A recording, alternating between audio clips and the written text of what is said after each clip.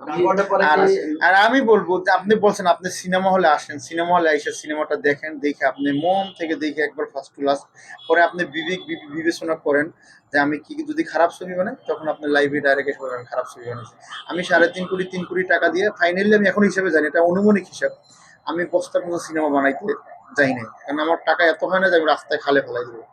আর সেই কথা মাথায় রেখেই আমাদের প্রযোজক পরিচালকদের সিনেমা বানাতে হবে। শাকিব খানের সিনেমা ঈদ কোরবানিতে আছে, তো তার পাশাপাশি মানুষ কিন্তু একটা সিনেমা দেখে না। আর সিনেমা হলে কোনোদিন আমাদের এই বাংলাদেশে এরকম রেকর্ড নাই যে একটা সিনেমা ঈদে রিলিজ হয়েছে, 4টা 5টা 6টা 7টা এরকম রিলিজ হয়েছে। তো আমি ওই কথা মাথায় চিন্তা করেই আসছি যে বড় বাড়ির পাশাপাশি ছোট বাড়ির সিনেমাটাও থাকবে, সমস্যা কি? মানুষ যদি মনে করে ট্রেইলার দেখার পরে, সিনেমা দেখার পরে এই সিনেমা, তাহলে আপনারাই প্রচার প্রচারণা করবেন যে না, হ্যাঁ এই সিনেমা ভালো হয়েছে, এটা দেখা আমাদের দরকার। কিন্তু আপনার অনেকে আপনার তুফান ছবির সাথে ঈদে আপনার নিউ ছবি মুক্তি দিচ্ছে না, আপনি কি মনে করেন মানে মুক্তি দিচ্ছে না না, না, তুফান ছবির সাথে? তুফান ছবির সাথে সিনেমা মুক্তি দিচ্ছে না, এটা ভুল কথা।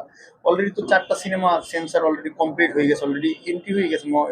আমরা যেখানে সিনেমায় এন্ট্রি করা হয় আর কি, যেখানে লিখিতভাবে বলা হয় আমাদের 4টা সিনেমা এই যে আসতেছে, আমি শুনছি।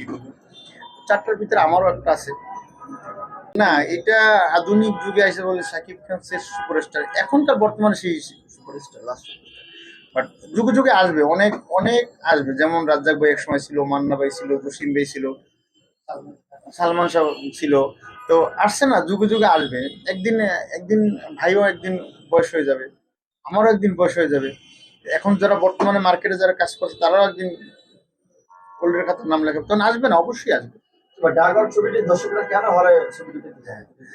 ডার্ক হল ছবিটা দেখবে সেটা তো টেইলারেই দেখছেন, কেন দেখতে যাবে? ডার্ক হলে একটা ভালো গল্প আছে, মুস্তাফিজুর রহমান মানিক তো কোনোদিন খারাপ সিনেমা বানায় না, সে একজন আহ, জাতীয় চলচ্চিত্র পুরস্কার পাইছে দুইবার। তো ইভেন ওপার বাংলার জনপ্রিয় নায়িকা কুলসুনি আছে, আমাদের দীপা খন্দকার আপু একজন বাংলাদেশের ভালো অ্যাক্টর আছে, মিশা সদাগর আছে, শিবা শানু আছে, পদ্মা মিটু আছে, জাহিদ আছে, স্বাধীন আছে, ইমদাদ আছে। মানে এক কথায় একটা এটা ঈদেরই ছবি। আমি ঈদের সিনেমা রিলিজ দেওয়ার আমার মন মানসিকতা প্রথমে ছিল না। যখন আমার সিনেমাটা সেন্সরে যাওয়ার পরে বাংলাদেশের চলচ্চিত্রের বড় বড় যারা মুরব্বী আছে, যারা মুরব্বী, এক কথায় মুরব্বী বলি আমরা যাদেরকে, তারা বলছে এই সিনেমাটা ঈদের সিনেমা, এত বিগ বাজেটের সিনেমা, এত ভালো সিনেমা, এটা শুধুমাত্র ঈদের জন্য এই সিনেমাটা বেটার, তা তুমি ঈদে আসো। আমি তাদের কথা, তাদের ইশারা পেয়ে আমি ঈদে আসছি।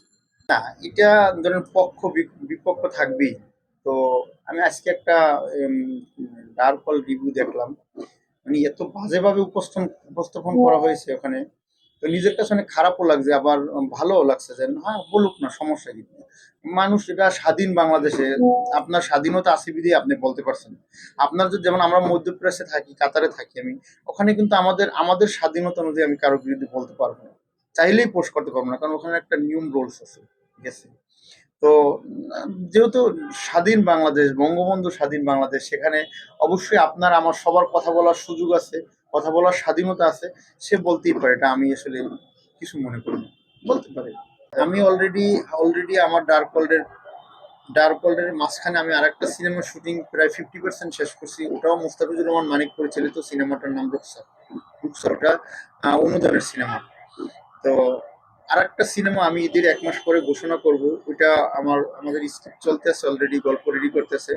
1 মাস পরে ইনশাল্লাহ একটা নতুন সিনেমার ঘোষণা করবো। আর আমাদের মুন্না খান মাল্টিমিডিয়া প্রযোজনা প্রতিষ্ঠান থেকে আমি আশা করি অন্তত 2টা না করলেও বছরে আমার আমার নিজের অভিনীত সিনেমা একটা হলেও আমি অন্তত এই লেভেলের চেয়ে ভালো লেভেলের সিনেমা, ডার্ক হল চেয়ে ভালো সিনেমা আমি উপহার দেবো। আর যদি ডার্ক হল যদি আপনারা দেখার পরে, বাংলাদেশের দর্শক দেখার পরে, সাকিবিয়ান দর্শক দেখার পরে যদি মনে করে ডার্ক হল ভালো হয়েছে, সবাই যদি ভালো বলে, যদি হিট হয়, তাহলে আমি ডার্ক হল 2 বানাবো।